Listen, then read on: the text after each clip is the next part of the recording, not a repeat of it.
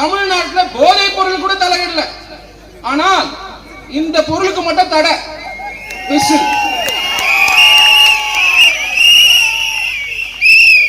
ஒரு ஸ்கூல் பையன் 10ஆம் கிளாஸ் படிக்கிறான். எங்க வீட்டு பக்கத்துல இருக்காரு. நான் வந்து டிவி கேல இருக்கிறது அவருக்கு தெரியும். நான் லிப்ட்ல போயிட்டு இருந்தேன். அவரு நகைச்சுவையா ஒண்ணு கேட்டார். என்ன கேட்டாருன்னா, சார், நம்மளுடைய தளபதி அவர்களுடைய சிம்பல், அதாவது நம்மளுடைய சின்னம் விசில வந்து விட மாட்டேங்கிறாங்க. போலீஸ் ஸ்டேடியம்ல விடுறது இல்ல, தியேட்டருக்கு விடுறது இல்ல. ஒரு சமயம் பேண்ட் சிம்பிளா கொடுத்திருந்தா என்ன ஆயிருது?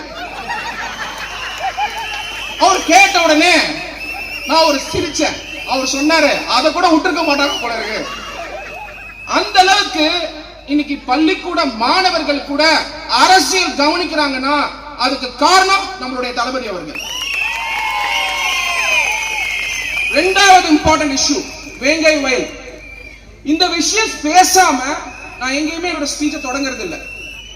இது முக்கியமா எல்லாரும் கவனிக்கணும், எல்லாருக்கும் தெரியணும். வேங்கை வயல்ல அதாவது குடிக்கிற தண்ணியில மலத்தை கலந்து இந்த அரசாங்கம் இருக்கும்போது தண்ணியை கொடுத்திருக்காங்க. மலத்தை கலந்து நல்லா ஞாபகம் வச்சுக்கோங்க. 32 குடும்பம் அந்த தண்ணியை குடிச்சு என்னுடைய எஸ்சி எஸ்டி சகோதரிகள் குடிச்சுட்டு ஹாஸ்பிட்டல்ல போய் அட்மிட் ஆனாங்க. ஒரு சமயம் நம்மளுடைய கொள்கை தலைவர் பாபா சாஹேப் டாக்டர் B.R. அம்பேத்கர் இருந்திருந்தா ஸ்டாலின் அவர்களை ஆட்சியிலிருந்து அகற்றிட்டு நம்மள மாதிரி நம்மளுடைய வெற்றி தலைவர் தளபதி விஜய் அவர்களை சிஎம் ஆக்கி இருப்பார்.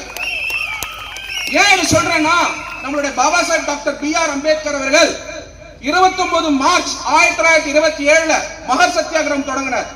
ஏன் தொடங்கினார்னா, அங்க இருக்கக்கூடிய ஆதிக்க சக்திகள் குளத்துல தண்ணி எடுக்க கூடாதுன்றதுக்காக சட்ட போராட்டம் பண்ணி எல்லாருக்கும் உரிமைகளை வாங்கி கொடுத்து பிற்காலத்தில் நம்மளுடைய அரசியல் சட்டத்தை கொண்டு வந்து சமத்துவம், சம வாய்ப்பு, சம உரிமையை வாங்கி கொடுத்தார் பாபா சாஹேப் டாக்டர் B.R. அம்பேத்கர். மூணாவது இஷ்யூ, இன்னைக்கு தமிழ்நாட்டுடைய கடன்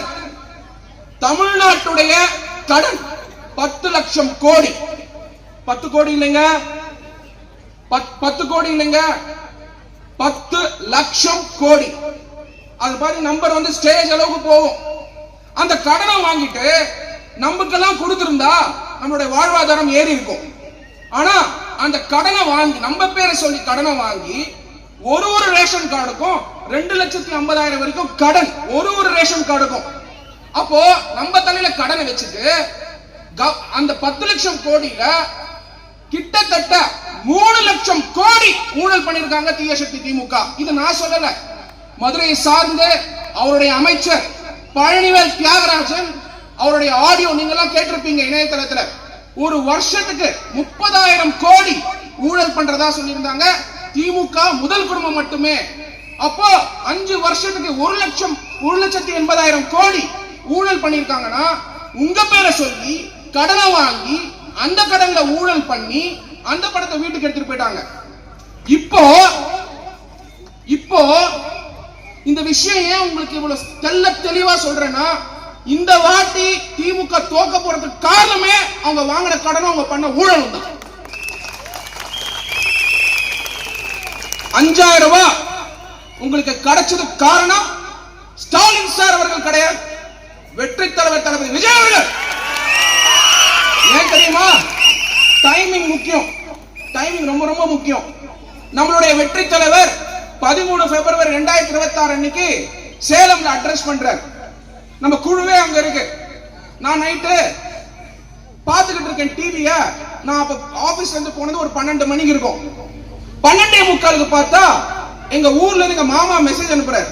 என்னன்னு பார்த்தா விவசாய, அதாவது நிறைய 5,000 ரூபாய் கிரெடிட் ஆயிருக்குன்னு. முதல் கேள்வி, எந்த அரசு ஊழியர் 12:45 மணிக்கு வேலை பண்ண வச்சீங்க? முதல்ல. ரெண்டாவது, காலையில நம்மளுடைய சேலம் மீட்டிங்ல நம்மளுடைய வெற்றி தலைவர் தளபதி விஜய் அவர்கள் பேசுறதுக்கு முன்னாடி ஏன் போட்டீங்கன்னா, வெற்றி தலைவர் தளபதி விஜய் அவர்கள் தான் உங்களுக்கு பயம். அப்ப உங்களுக்கு 5,000 ரூபாய் வந்திருக்குன்னா அதுக்கு முழு காரணம் நம்மளுடைய தளபதி அவர்கள் தான். 5,000 ரூபாய் கம்மி. ஏன் தெரியுமா? உங்க பேரை சொல்லி கடனை வாங்கிட்டு 10 லட்சம் கோடி ஊழலும் பண்ணிட்டு திருப்பி கடன் வாங்கி உங்களுக்கு 5000 ரூபாய் தராங்க. அது மட்டும் இல்ல, இன்னும் ஊழல் பண்ண பணம் வெளியில வரல. அது எப்ப வரும்னா தேர்தலுக்கு முன்னாடி வரும். வந்ததுன்னா நம்மளுடைய தளபதி அவர்கள் என்ன சொல்லியிருக்காருன்னா, வாங்கிக்கிட்டு அவங்க காதலியே விசிலடிச்சு அனுப்புங்க. 5வது இஷ்யூ, இவரு முக்கியமான அமைச்சர். திமுகவுடைய அரசாங்கத்துல இவர் முக்கியமான அமைச்சர். இவர் திருச்சியை மையம் கொண்டவர். திருச்சியை மையம் கொண்டவர். இவரு பேரு பேரு பேரு பேரு யாரு? நேரு. கே நேரு. ஜவஹர்லால் நேரு இல்லைங்க, கே நேரு. இவர் என்ன பண்றாரு, ஒரு மந்திரியா வந்து மக்களுக்கு தொண்டு பண்ணுங்க, சர்வீஸ் பண்ணுங்கன்னு சொன்னா முனிசிபாலிட்டி அண்ட் வாட்டர் டெவலப்மெண்ட் மினிஸ்ட்ரிக்கு மினிஸ்டர் ஆயிட்டு கிட்டத்தட்ட 2950 ஜாப்ஸ், அதாவது வேலைகளுக்கு தலா 25 லட்சத்துல இருந்து 35 லட்சம் ஊழல் பண்ணி லஞ்சம் வாங்கியிருக்காருன்றத என்போர்ஸ்மெண்ட் டைரக்டரேட் சொல்லி இன்னைக்கு மெட்ராஸ் ஹைகோர்ட் டைரக்ஷன் கொடுத்து எஃப்ஐஆர் போட சொல்லியிருக்காங்க. எழுதி வச்சுக்கோங்க, எழுதி வச்சுக்கோங்க. இன்னும் ஒரே வாரம் தான் ஸ்டாலின் சார் அவர்களே நேரு சார் அவர்களை அரெஸ்ட் பண்ண போறார்.